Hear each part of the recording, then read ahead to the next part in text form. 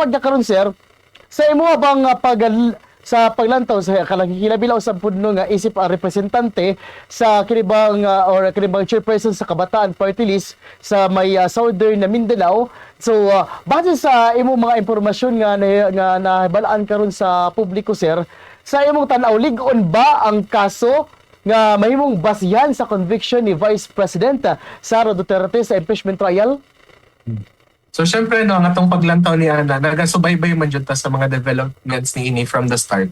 Ato ang maingon na mas ligon gid siya karon kay mura ganito ako na mention po ni sa mga lain na interview na mura gid niya giprito ang iyang kaugalingon sa iyang sariling mantika kay tungod kay na prolong ang impeachment process kay natagan og mas dugay nga panahon alang magkuha og mga lain-lain pa nga mga basihan, lain-lain na mga proof sa iyang pagka-guilty and sa iyang pagka-impeachable na usa ka official.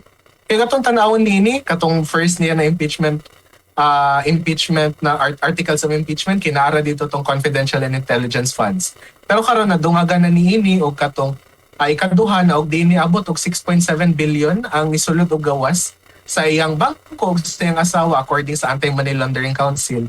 Kasi katulong niini na yung mga high-ranking government officials gikan sa DepEd na nag-come forward na og diin ilahagid na sila experience na gisuhulan sila atong panahon na secretary pa sa DepEd si Sara Duterte. So syempre ikaupat niya na to yung pag-threat sa kinabuhi sa mga high-ranking officials. So atong pagtanaw, naging siya basihan. Tapos all throughout the impeachment proceedings, all throughout the impeachment process, yatagan man si Sara Duterte o chance para iyang depensahan alang mag-present siya og mga counter-claims, counter-affidavits, pero wala man siya nagpakita, no?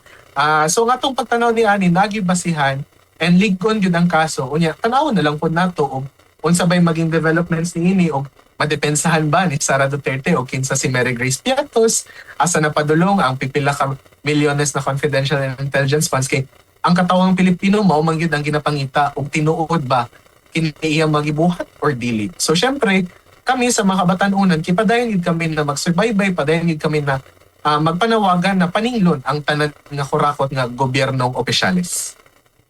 So, isip representante ngadto na sa Kabataan Party List, unsa dito nahimo bang assessment no sa kinibang kahigpit sa ebidensya nga mahimong ipresentar sa pagkakaroon sa impeachment court?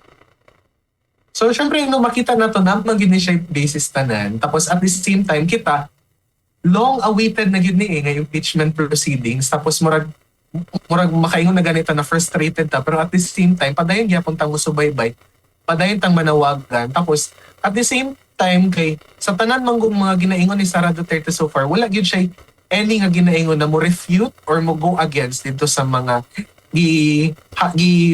ingon sa iyahan ng mga impeachable offenses. So syempre, ang atong pagtanaw ni Ana kay mag-agad yun ta sa developments pero samtang kahit po na sa sulod sa Senado no ang impeachment trial kay kita magpadayon kita na maningil diri sa kadalanan sa dakbayan sa Davao.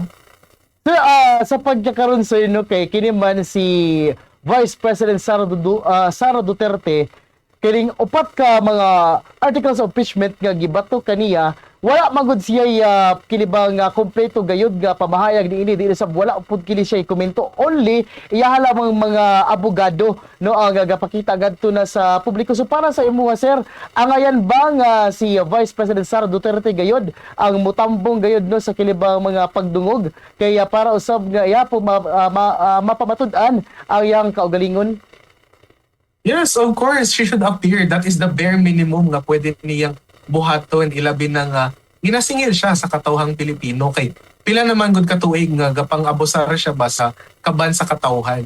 So syempre bare minimum na gid na ever since last year ato na gid siyang gina-invite niya ng mga impeachment proceedings pero siya man mismo ang willfully consciously nga wala nagatubag ni aning mga tawag para mo depensa siya sa iyang kaugalingon. So syempre, it would be a disservice to the Filipino people ug dili siya magpakita. Kay isip usa ka high-ranking no na government official kay that is the bare minimum that you can do kay kung paninglon ka sa katawhan, imo ang i-explain kung tinuod ba ang ginaingon sa katawhan or dili. At this point in time, wala pa na niya gihatag sa atoa. So, sa atong pagtanaw, dapat siya jud ang muadto kay baga na pod kay siya dagway o pati iyang own na impeachment proceedings kay dili niya atuan, di ba? Dagan kaayong salamat sa inyo nga nakauban ka na ko karong nga gabi una sa programa nga Zona Libre. Usa ito o na yung mga mensahe sir alang usap puno isip usa ka chairperson sa Kabataan Party List Southern Mindanao alang na usab sa mga suking tigpaminaw dili lamang diri sa Dakben sa Balay kundi dili sa entire no nga pulo sa Mindanao. Go ahead sir. So syempre no, sa tanang nagapaminaw karon kay padayon kita mamahimong politically critical sa mga gapanghitabo karon nga mga developments ato ang nasod kay ug unsa man atong pakigbisugan ug unsa man atong mga buluhatonon karon ang mga future man ng mga henerasyon ang mo benefit or mo suffer sa consequences ni ana. Tapos mas kini mas panawagan pud siya sa tanang kabatan-unan na musalmot pod sa mga lain-lain nga mga aktibidades and ensure na we are politically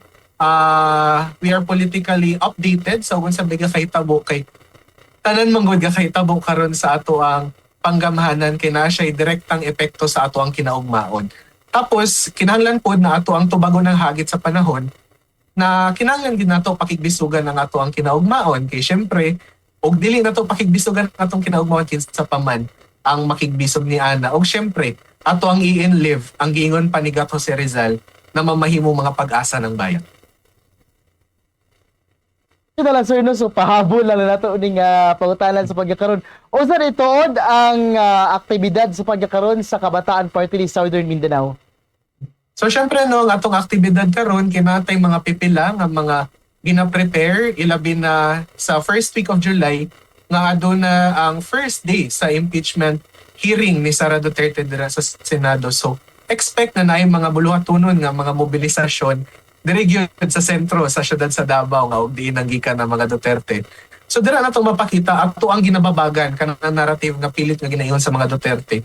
Nga tanang mga Davaoenyo kay mga Duterte supporters pero in reality naay mga pipila nga mga kritikal nga gapaningil even sa ilaha diri mismo sa tunga sa syudad og diin nagahari-harian sila. Tapos syempre muantabay pud kita na po yung mga lain-lain nga mga forums na buluhatonon pod ang Kabataan Party List Southern Mindanao Region in partnership with other civil society organizations ilabi na sa isgutanan sa impeachment. Mao kadto mga kabombog sa nation si Sir Kobe Janagkanda ang chairperson sa Kabataan Party List sa Southern Mindanao. Daghang kayong salamat sir og maayong gabi diha sa imuha. Salamat kayo, may gabi.